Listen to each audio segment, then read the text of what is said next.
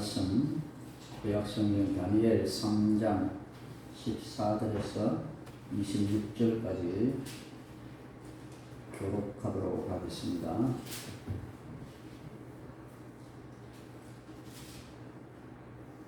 성령 14절에서 26절.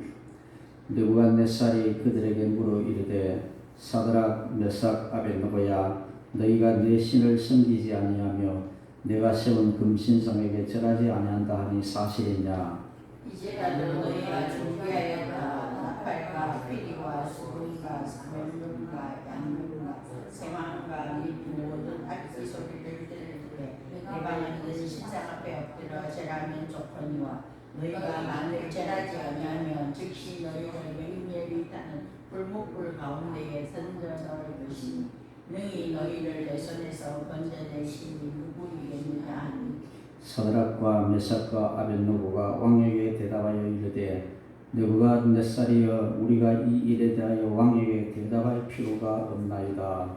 왕이여 우리가 섬기는 하나님이 계신다면 우리를 맹렬히 타는 불목불 가운데에서 능히 건져내시겠고 왕의 손에서도 건져내시리이다. 그렇게 하지 아니하실지라도 왕이여 우리가 왕의 신들을 섬기지도 아니하고 왕이 세우신 금신상에게 절하지도 아니할 줄을 아옵소서.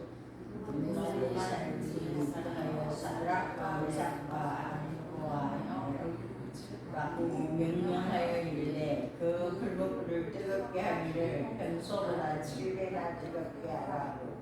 군대 중 용사 몇 사람에게 명령하여 사드락과 메삭과 아벳느고를 결박하여 극렬히 타는 불못불 가운데에 던지라 하니라. 그러자 그 사람들을 겉옷과 속옷과 모자와 다른 옷을 입은 채 결박하여 탄 불목불 가운데에 던졌더라. 왕의 명령이 음하고 불불이 심히 뜨거움으로 불꽃이 사드락과 메삭과 아벳느고를 붙든 사람을 태워 죽였고 이 세상 사람 사드락과 메삭과 아벳느고가 결박된 채 맹렬히 타는 불목불 가운데에 떨어졌더라. 그때에 느부갓네살 왕이 놀라 급히 일어나서 모사들에게 물어 이르되 우리가 결박하여 불 가운데 던진 자는 세 사람이 아니었냐 하니 그들이 왕에게 대답하되 이르되 왕이여 옳소이다 하더라. 왕이 또 말하여 이르되 내가 보니 결박되지 아니한 네 사람이 불 가운데로 다니는데 상하지도 아니하였고 그 넷째의 모양은 그들의 모양은 신들의 아들과 같도다 하고. 함께 느부갓네살이 맹렬히 타는 불목불 가까이 가서 불러 이르되 지극히 높으신 하나님의 종 사드락 메삭 아벳느고야 나와서 이리로 오라 하매 사드락과 메삭과 아벳느고가 불 가운데서 나오는지라. 아멘. 오늘은 참된 신의 신 하나님이라는 제목을 가지고 함께 말씀 은혜를 나누도록 하겠습니다. 1910년부터 1945년 동안 우리나라는 일본이라는 나라의 지배를 받고 그렇게 살아왔습니다. 일본은 천황을 신격화하고 신사참배를 우리나라 사람들에게 강요를 했습니다. 곳곳에 신사를 차려놓고 그곳에 가서 절을 하게 했습니다. 그래서 일본 사람들은 그렇게 말합니다. 신사에 절을 하는 것은 우상에게 절을 하는 것이 아니라 국가 의례다. 우리가 국기에 경례하는 것처럼 신사에 가서 절을 하는 것도 그와 같은 것이다. 국가 의례다라고 그렇게 이야기를 했습니다. 그래서 대다수의 우리 국민들은 일본 사람들의 섬기는 신사에 가서 절을 하면서 신사 참배를 하기 시작했습니다. 그래서 일본 사람들은 정치와 경제뿐만 아니라 우리의 정신까지도 지배해서 완전히 우리 대한민국을, 한국을, 우리 조선을 자기들의 나라로 만들려고 그렇게 했던 것입니다.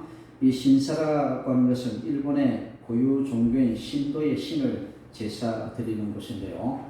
지금도 일본의 수상들, 일본의 강요들은 이제 해마다 신사에 올라가서 참배를 합니다.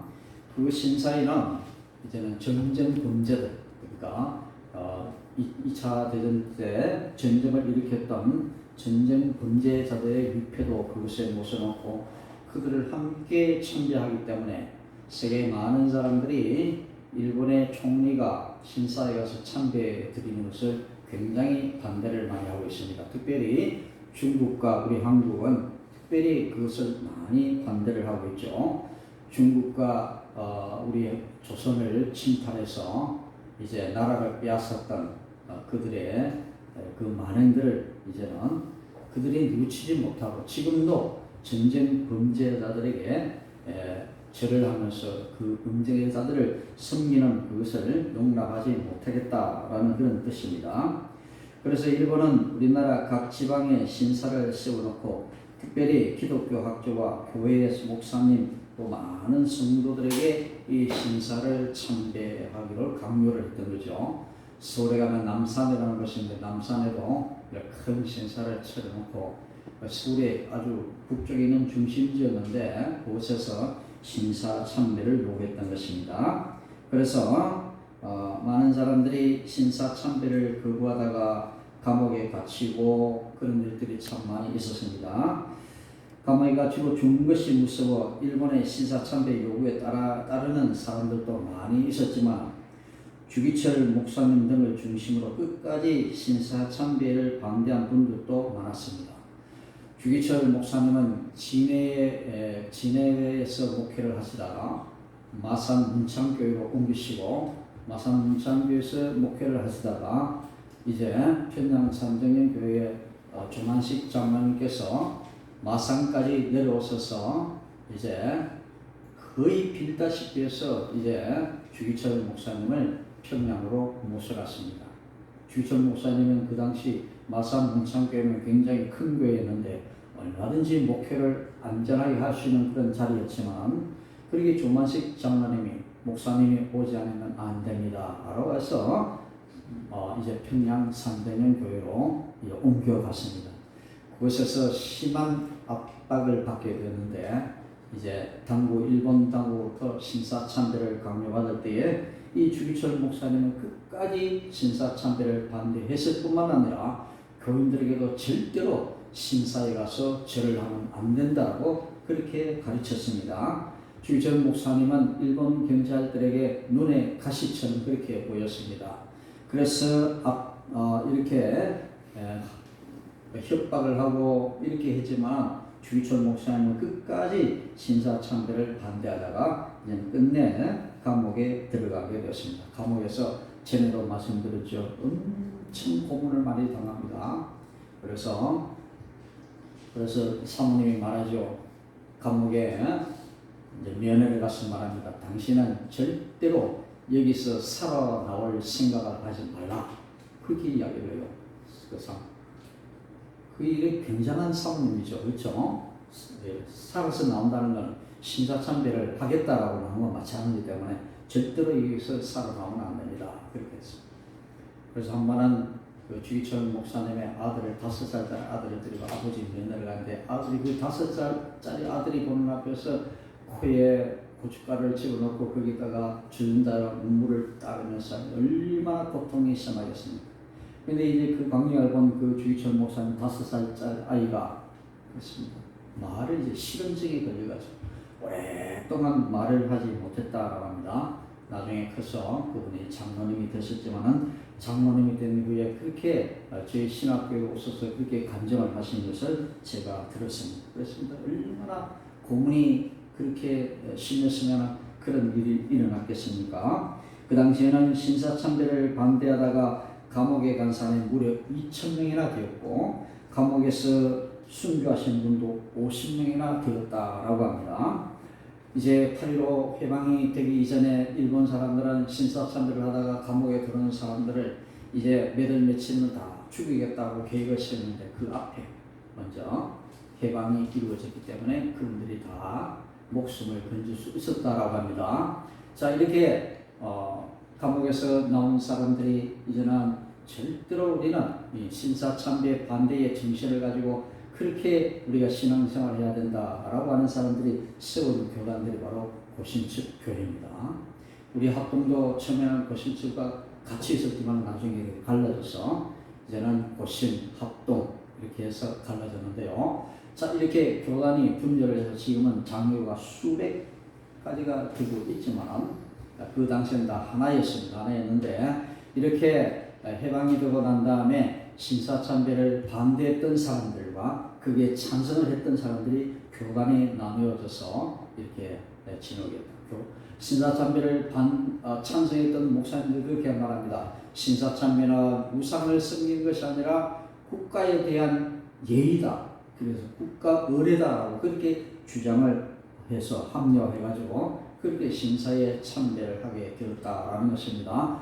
부산에 가면 경성대학이라는 대학이 있는데 남성 학원에서 세운 그런 대학입니다. 남성 여자 중고등학교, 경성대학교 이렇게 그런 기독교 재단이 있는데 그 창시자였던 목사님이 신사참배에 찬성을 했던 분입니다. 그래서 이런 찬성을 한 사람들과 반대를 했던 사람들이 나누어서 교단이 분열되는 그런 일들도 있었습니다. 그런데 끝까지 고집스럽게 나는 신사참배를 찬성하겠습니다 라고 하면 됐는데 그 말 한마디 안 한 것 때문에 감옥에서 죽은 사람이 50명이나 되었다. 그런데 신사참배를 한 사람은 어떤 사람 어떻게 주장하냐, 우리가 신사참배를 한다 하였다가 우리가 여기서 다 죽으면 우리 한국 기독교가 어떻게 되겠느냐, 우리가 잠시 신사참배를 하다가 감옥에 나가서 우리가 다시 안 하면 되지 않느냐 이렇게 말을 하게 됐다. 그러나 주의철 목사님 같은 분은 죽을지언정 나는 신사에 참배를 하지 않겠다 그렇게 했다라는 것입니다. 그래서 주기철 목사님은 그렇습니다. 일사각오, 나는 죽을지언정 죽기를 각오하고 나는 신사참배를 하지 않겠다. 그래서 주기철 목사님이 마지막으로 감옥에 들어가기 전에 했던 그 설교의 제목이 바로 일사각오의 신앙이라. 죽기를 각오하고 나서는 믿음으로 하나님 한 분만을 믿는 믿음을 지켰다라는 것입니다. 그분은 그렇게 설교를 한 그대로 그렇게 믿음을 지키면서 감옥에서 순교를 하셨던 것입니다. 하나님만을 나의 유일하고 영원하신 왕으로 섬기는 이 믿음은 이렇게 영원토록 빛나고 기억이 될 것입니다. 그래서 이 주기철 목사님은 우리 대한민국에 있어서 신앙의 인물들 가운데 가장 위대한 인물로 그렇게 기록이 되어 있는 것입니다. 주기철 목사님처럼 하나님 한 분만을 믿기로 선택한 믿음의 사람들이 오늘 성경에도 나오는데 우리가 이 말씀을 통해서 한번 살펴보도록 하겠습니다. 오늘 본문의 말씀은 유다 나라가 하나님을 버리고 우상을 섬기며 죄를 지어서 하나님이 심판하셔서 바벨론이라는 나라에 멸망을 당하고 백성들이 포로로 잡혀간 때에 있었던 일이었습니다. 바벨론 포로로 첫 번째로 잡혀간 사람들 중에 다니엘과 그의 친구인 사드락, 메삭, 아벤누고가 있었습니다. 그 당시에 바벨론은 예루살렘에 와가지고 똑똑한 사람들을 다 잡아갔습니다. 거기에는 다니엘과 사드락과 메삭, 아벤누고라는 청년들이 있었는데 다 똑똑한 사람들이었습니다. 얼마나 장래가 촉망되는 그런 엘리트였던 것입니다. 이들은 유다에서도 높은 지혜에 있었고 지혜와 학문이 뛰어난 그런 엘리트였는데 바벨론의 느부갓네살 왕은 이렇게 이 똑똑하고 좋은 청년들을 데려다가 교육을 시켜가지고 자기 나라의 신하로 삼으려고 했던 것입니다. 그래서 다니엘과 이 세 친구들도 이제는 느부갓네살 왕에게 잡혀가서 왕궁에서 귀족들이 공부하는 귀족 학교에서 함께 공부를 했던 거죠. 얼마나 똑똑했던지 포로로 잡힌 청년들이 바벨론 나라의 귀족들의 자제들이 공부하는 학교에 들어가서 같이 공부를 하게 되었다라는 것입니다. 당시 바벨론은 유다 애국까지 점령한 가장 강한 나라였습니다. 그걸 제국이라고, 바벨론 제국이라 그렇게 말합니다. 온 세계를 제패하는 그런 제국이었죠. 바벨론 왕 느부갓네살은 무엇이든지 마음대로 할 수 있는 최고의 힘을 가지고 있었던 그런 사람이었습니다. 그런 최고의 힘을 자랑하는 그런 왕이었습니다. 그런데 어느 날 느부갓네살이 아주 이상하면서도 왠지 중요할 것 같은 꿈을 꾸었습니다. 왕은 바벨론의 모든 지혜자들을 다 불렀지만 아무도 왕의 꿈을 알지도 못하고 해석하지도 못했습니다. 꿈을 꾼 왕조차도 무슨 꿈을 꿨는지 알지는 못하는데 굉장한 꿈을 꾼 것만은 사실인데 내가 어떤 꿈을 꿨는지 그리고 그 꿈을 해석까지 하라니까 알아낼 사람이 아무도 없었습니다. 바벨론의 모든 지혜자들 다 불렀지만 아무도 그 꿈을 알지도 못했고 해석을 하지도 못했습니다. 그때 다니엘은 하나님께 기도하며 하나님께서 주시는 지혜로 그 꿈의 내용을 말해 주었고 그 뜻을 자세히 바벨론에게 설명을 해 주었습니다. 느부갓네살 왕에게 그것을 설명을 해 주었습니다. 느부갓네살 왕이 꾼 꿈은 한 우상에 대한 그런 내용이었습니다. 아주 크고 광채가 나고 두려운 모양의 신상이 보였는데 그 머리는 금으로 되어 있었고 가슴과 두 팔은 은과 은으로 되어 있고 배와 넓적다리는 노스로 되어 있고 종아리는 쇠, 발은 새와 진흙이 섞여 있는 그런 모습을 가진 우상의 꿈을 꾸었습니다. 그런데 갑자기 어디선가 손대지 않은 돌이 나와서 신상의 발을 쳤습니다. 그러자 그 신상이 다 부서져 가지고 가루처럼 되어 바람에 날아갔고 우상을 친 그 돌은 태산을 이루어서 온 세상에 가득하게 되었던 그런 꿈을 말해 주었습니다. 그것은 느부갓네살이 다스리는 바빌론 뒤에 네 나라가 세워질 것이지만 이 모든 나라는 영원하지 않고 하나님의 나라가 사람들의 나라를 물리치고 온 세상을 다스릴 것이라는 하나님의 계획을 알려주는 그런 꿈이었습니다. 이 느부갓네살은 자기가 다스리는 이 바빌론이라는 나라가 영원할 것 같았습니다. 그래서 큰 신상을 세우고 이 신이 우리나라를 보여주니까 우리나라는 영원토록 이어질 것이다. 그렇게 생각을 했지만 느부갓네살이 꿈은 그렇지 않았다. 하늘에서 돌이 하나 내려가지고 그 신상을 부숴버리고 가루처럼 돼가지고 다 날아가 버리고 그 돌은 산더미가 되어서 이제는 온 세상에 가득하게 되었다라고 그런 꿈을 꾸었다라는 것입니다. 이 네 나라는 바로 바벨론 뒤에 세워지는 메대와 페르시아를 가리켜 말하고 페르시아가 망하고 난 다음에 일어난 헬라 나라를 가리켜 말하고 그 뒤에 또 일어난 로마 제국을 가리켜 말씀을 하는 겁니다. 로마 제국이 전 세계를 지배합니다. 그리고 로마 제국이 멸망할 쯤에는 이제는 신성 로마 제국이 온 세계가 기독교 나라가 되는 유럽 전체가 기독교 나라가 되는 그런 때가 다니엘이 예언한 그대로 이루어졌다라는 것입니다. 이 느부갓네살 왕이 꿈 그대로 이루어졌다. 다니엘이 해석한 그대로 이제는 이 세상의 역사가 이루어졌다라는 것입니다. 다니엘은 그 시대에 이 나중 시대에는 태어나지 않은 사람이었지만 느부갓네살 왕의 꿈을 정확히 해석을 해서 앞으로 이루어질 나라가 이제는 그렇게 되어간다고 말했고 다니엘서 이후에 기록된 말씀 가운데서 이것이 반복적으로 기록이 되어져 있는 것입니다. 그렇습니다. 이제는 느부갓네살이 다스리는 바벨론 뒤에 네 나라가 세워져서 이제는 이 모든 나라는 영원하지 않고 하나님의 나라가 사람들의 나라를 물리치고 온 세상을 다스릴 것이라는 그런 하나님의 계획을 알려주는 그런 꿈이었습니다. 다니엘의 꿈과 해석을 듣고 느부갓네살 왕은 하나님이 모든 신 중에 최고의 신이며 모든 왕 중에 최고의 왕이심을 인정하고 하나님의 지혜를 가진 다니엘을 높은 지위를 바라해서 그렇게 나라를 다스리도록 했던 것입니다. 얼마나 꿈을 잘 했어요. 아무도 알지 못하는 그 꿈을 다니엘은 알려주었고 그 꿈을 해석까지 해서 다니엘의 마음을 흡족하게 했던 것입니다.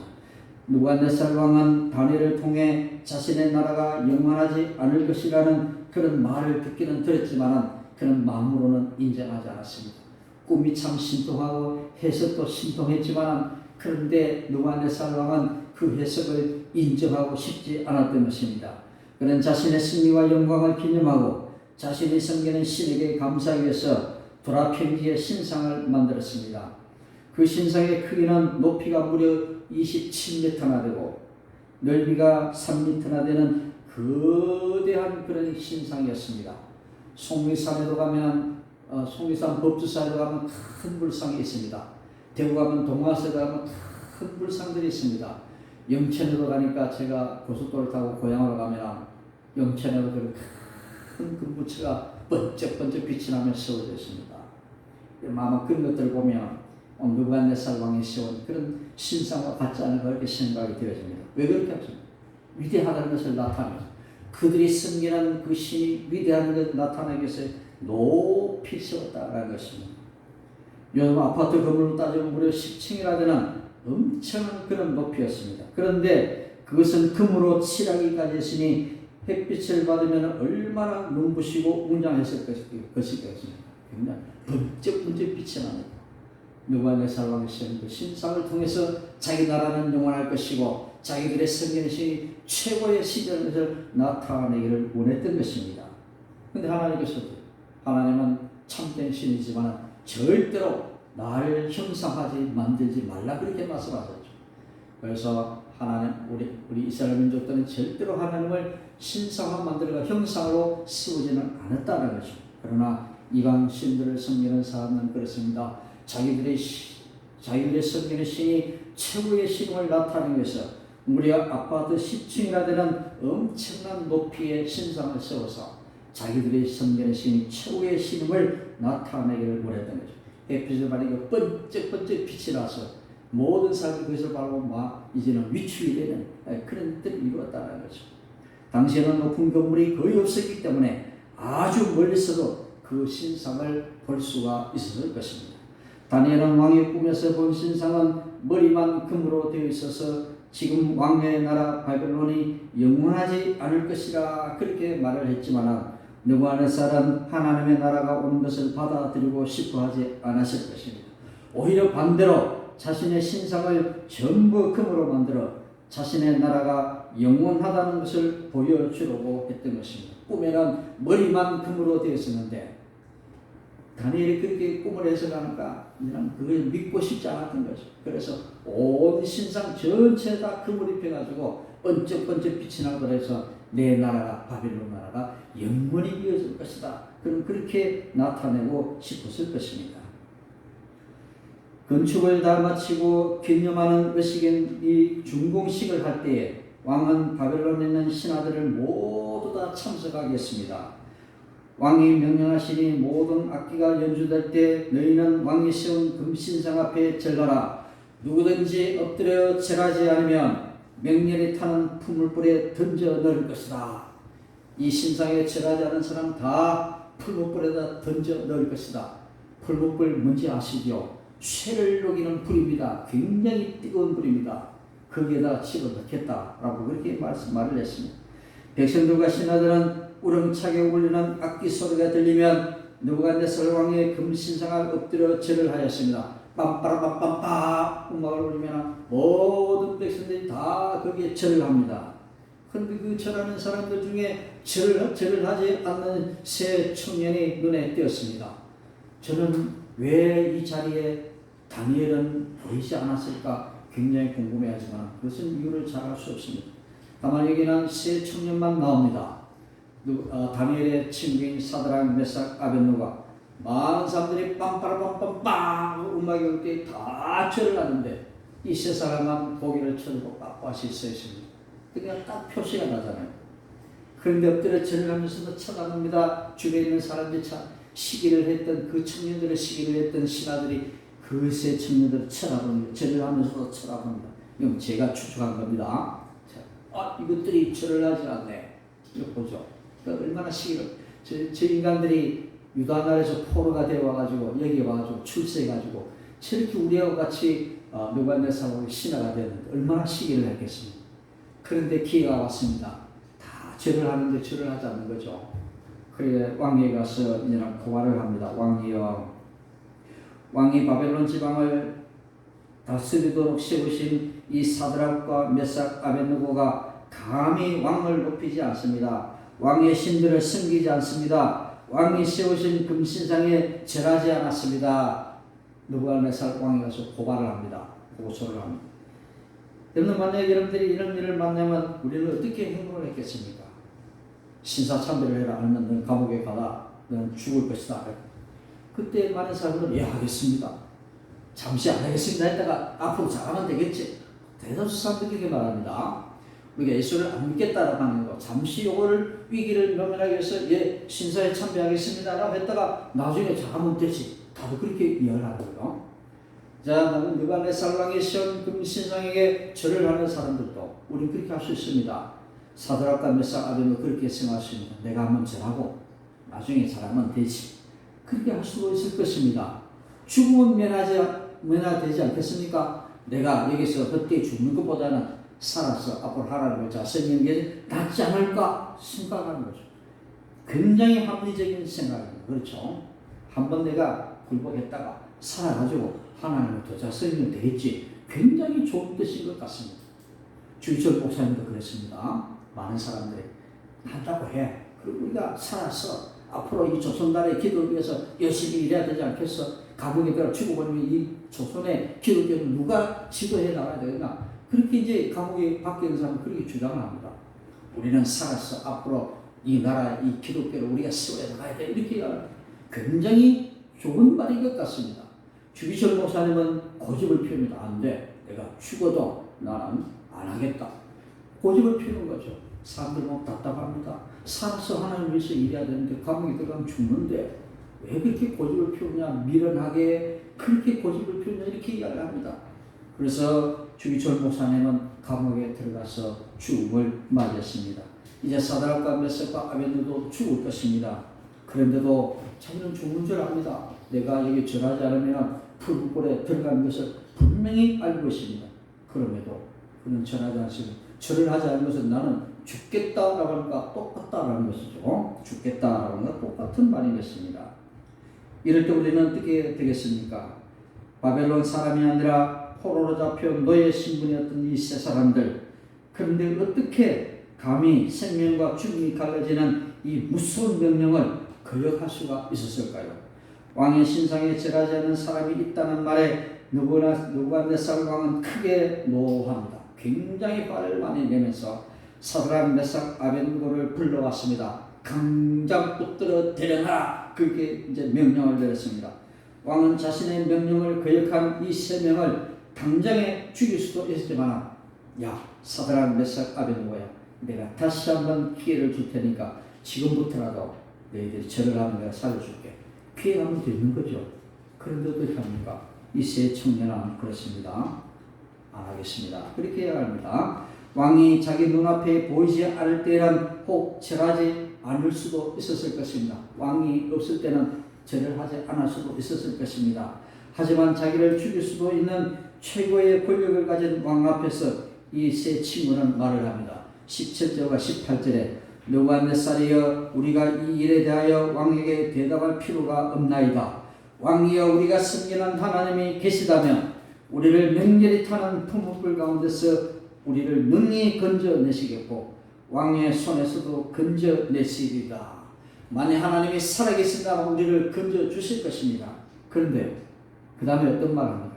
그렇게 하지 아니하실지라도, 하나님 우리를 불에서 건져주지 아니하실지라도 우리는 왕의 신들을 섬기지도 아니하고 왕이 세우신 금신상에게 절하지도 아니할 줄을 아옵소서.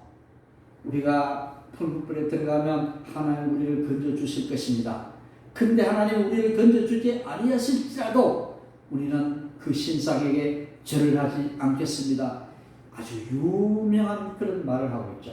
그리 아니하실지라도. 옛날 성경에는 그리 아니하실지라도, 그렇게 하지 아니하실지라도, 하나님 우리를 건져주지 아니하실지라도 나는 하나님을 배반하지 않겠습니다. 세 친구가 풀불에 들어가는 것이 무섭지 않아서 이렇게 말하지는 않았을 것입니다. 누가 불에 들어가는 것을 두렵지 않게 안 하겠습니까? 처음부터 하나님께서 자기들을 불 속에서 안전하게 지켜주실 것을 알아서 이렇게 대답한 것도 아닐 것입니다. 거기 들어가면 죽을 수도 있습니다. 하나님은 건져주실 수도 있고 그냥 방치할 수도 있는 그런 하나님이십니다.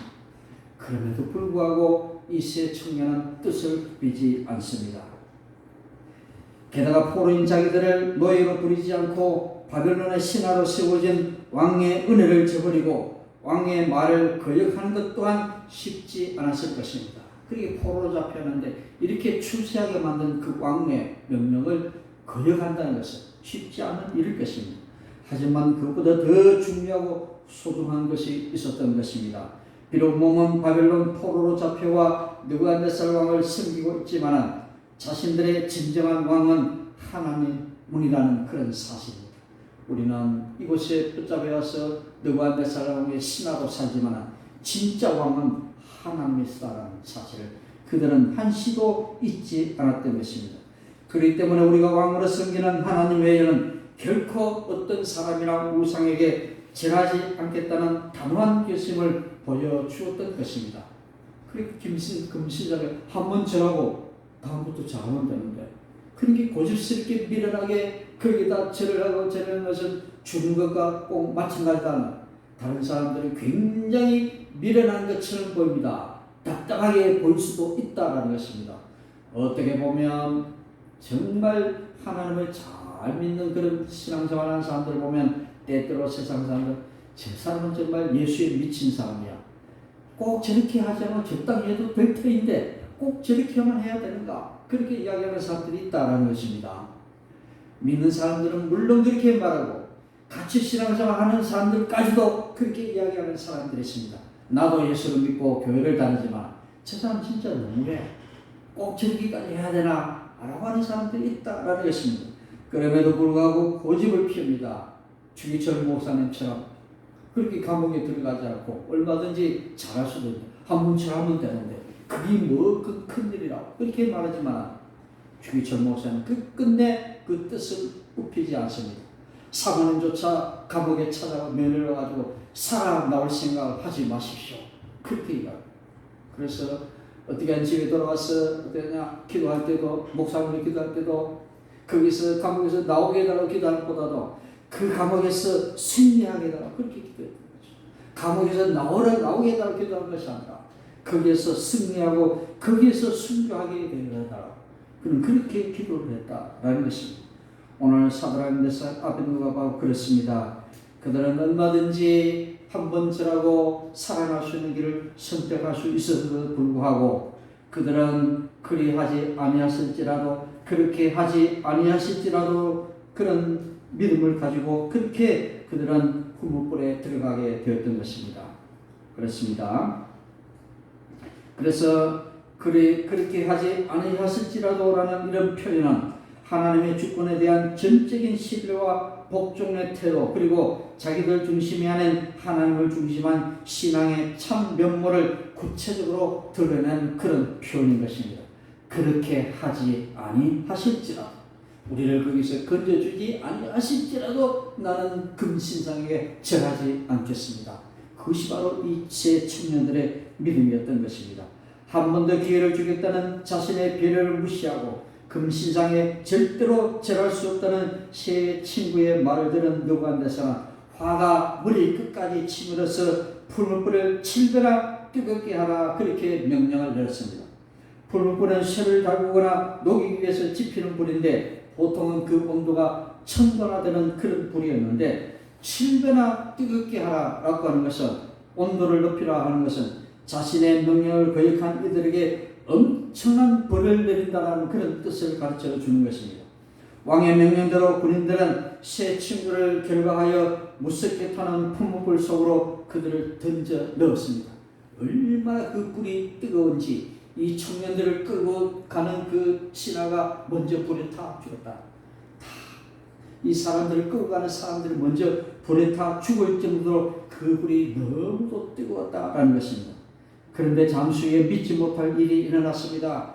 풀무불에 던져진 세 사람은 불속에서 죽지 않았고 그 안에 신들의 아들 같은 한 사람이 더 있다는 것이었습니다. 느부갓네살이 고함을 치면서 신하들에게 말하신다. 봐라 저기 한번 봐라. 느부갓네살 사드락 메삭 아벳느고가 던져 넣었는데 세 사람을 던져 넣었는데 세 사람도 살아있고 거기 한 사람이 더 있다는 것입니다. 느부갓네살 왕은 그 한 사람 되어 있는 사람을 가르쳐 뭐라고 하느냐 신들의 아들과 같다 그렇게 이야기를 했습니다. 이 신들의 아들과 같다라고 하는 것은 앞으로 오실 구원자 예수님을 상징하고 있는 것입니다. 던져놓은 사람은 세 사람인데 거기에 하나님께서 아들을 보내셔서 이제는 거기에 함께 하시는 것을 볼 수가 있다라는 것입니다.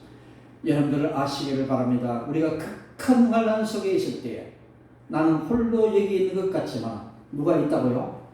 구원자 예수 그리스도가 항상 나와 함께 하신다는 사실을 여러분들이 믿으시기를 바랍니다. 여러분들 혼자이다라고 생각하지 마세요.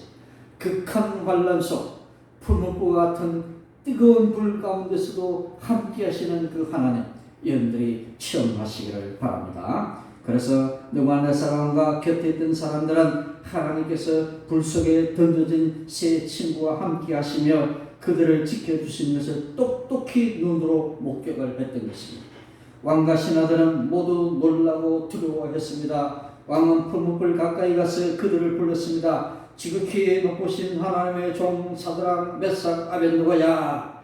왕의 말에 세 친구는 불 가운데서 밖으로 나왔습니다. 세 친구는 머리카락도 옷도 몸도 상하지 않았고 불탄 냄새도 나지 않았어요. 멀쩡한 몸으로 그 뜨거운 불에서 나왔던 것입니다. 그러자 느부갓네살은 하나님을 왕으로 섬기고 선택한 세 친구를 지키시는 분은 자기보다 높으시며 진정한 왕이심을 인정을 했습니다. 그리고 온 백성에게 선포를 했습니다. 28절 느부갓네살이 말해 이르되 사드락과 메삭과 아벳느고의 하나님을 찬송할지로다. 그가 그의 천사를 보내사 자기를 의뢰하고 그들의 몸을 바쳐 왕의 명령을 거역하고 그 하나님 밖에는 다른 신을 섬기지 아니하며 그에게 절하지 아니한 종들을 구원하셨도다. 느부갓네살 왕이 말하는 겁니다. 그리고 29절에 이어서 말합니다. 그러므로 내가 조서를 내리노니 각 백성과 각 나라와 각 언어를 말하는 자가 모두 사드락과 메삭과 아벳느고의 하나님께 경솔히 말하거든 그 몸을 쪼개고 그 집을 거름토로 삼을지니 이는 이같이 사람을 구원할 다른 신이 없음이니라 하더라.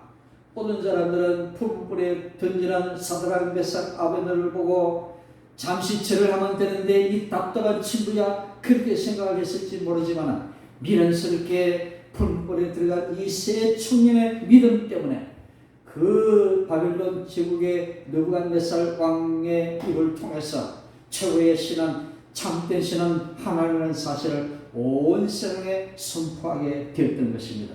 이제는 이 백성들도 절대로 하나님을 경솔하게 대하지 마라. 만약 그렇게 한 사람이 있다면 그 집을 부숴버리겠다. 그렇게 이야기했던 것입니다. 이 느부갓네살 왕이 그렇게 이야기하는 겁니다.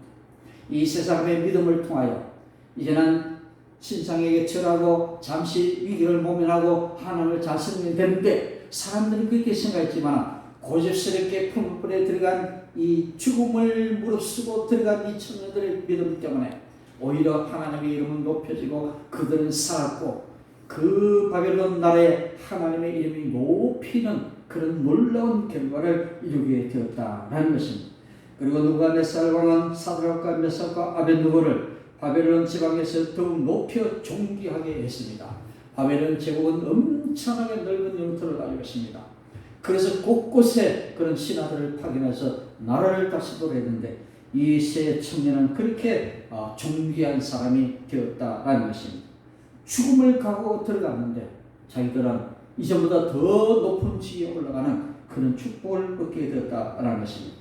당시 그 어느 누구라도 세계를 통치하는 바빌론의 느부갓네살 왕이야말로 가장 강력한 왕이고 그가 섬기는 신이야말로 최고의 신이라고 그렇게 인정을 했을 것입니다. 그래서 왕의 신상에 절하라는 명령을 모두가 당연하게 여겼던 것입니다. 이렇게 세상은 하나님이 최고의 왕이심을 인정하지 않고 있습니다. 때때로는 사람들은 말합니다. 하나님이 어딨냐? 돈이 최고지. 그렇게 말하는 사람. 어떤 사람은 하나님보다 권력을 더 소중하게 생각하는 사람들이 있습니다. 돈이 모든 것을 다 움직인다고 그렇게 생각합니다. 물론 돈이 있어야 됩니다. 돈은 좋은 수단일 뿐입니다. 그러나 돈이 하나님을 대신할 수는 없는 것입니다. 돈은 수단이지 하나님 같은 지위에 있을 수는 없습니다. 어떤 사람들은 성공을 자신의 왕으로 삼습니다. 다른 사람보다 더 잘되고 뛰어나기 위해서 수단과 방법을 가리지 않기도 합니다. 어떤 사람들은 지식을 왕으로 삼습니다. 자기가 배운 지식을 최고로 여기고 그것으로 사람들을 마음대로 움직이려고 합니다. 또 어떤 사람은 자기가 존경하고 따르는 인물을 왕으로 여기고 그가 하는 모든 것을 무조건 긍정하고 따르려고 하는 것입니다. 신앙의 굳은 절기는 신을 정치 권력의 수단으로 삼으려는 이들을 무색하게 하는 것입니다.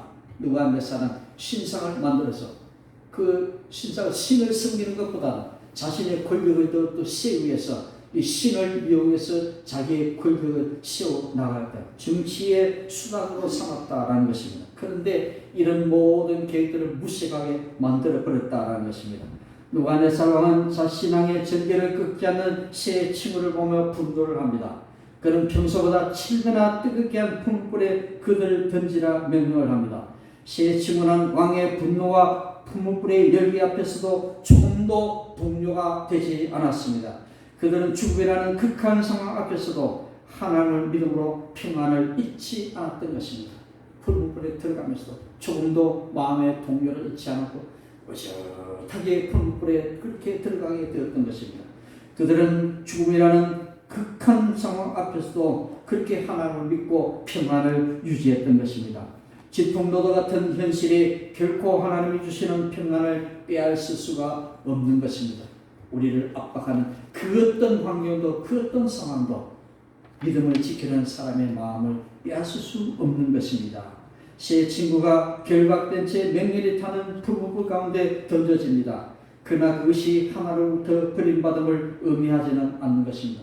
우리가 어려움에 처했다고 하나님 우리를 버렸는가 보다. 그건 우리의 생각입니다.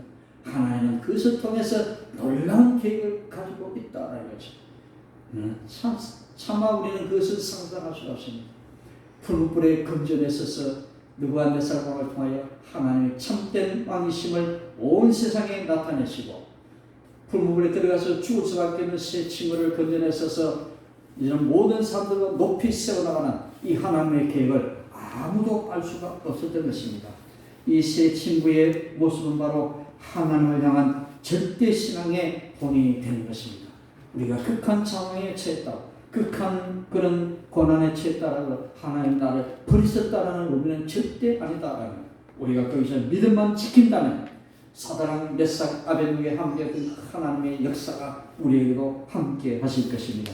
우리의 믿음을 무시하고 반대하는 사람들 앞에서도 저와 여러분들은 하나님이 진짜 신이시다 그렇게 고백을 하면서 그렇게 하지 아니하실지라도의 믿음을 보여주시는 진정한 하나님 나라의 자녀가 되시기를 주님의 이름으로 간곡히 부탁을 드립니다. 기도하겠습니다. 하나님 감사합니다. 오늘도 우리를 불러주시고 귀한 예배 자리에 인도하셔서 귀한 말씀을 통하여 은혜 받게 하심을 진심으로 감사를 드립니다. 극한 상황이 극한 고난이 하나님이 우리를 버리셨다는 그런 증거가 아님을 주님 앞에 고백을 드립니다. 그 가운데서도 함께 하시는 그 하나님의 은혜를 기억하면서 그렇게 하지 아니하실지라도 믿음을 가지고 오늘도 우리가 주님을 신실히 신뢰하며 주님 앞에 나아가는 우리 모두가 되게 도와주시옵소서. 그런 나를 통하여 크게 역사하시고 하나님의 계획하심을 세상 가운데 높이 드러내시는 하나님의 놀라운 일들을 기대하면서 믿음으로 나아가는 우리 모두가 되게 도와주시옵소서. 모든 것 감사드리며 예수님 이름으로 간절히 기도드립니다. 아멘.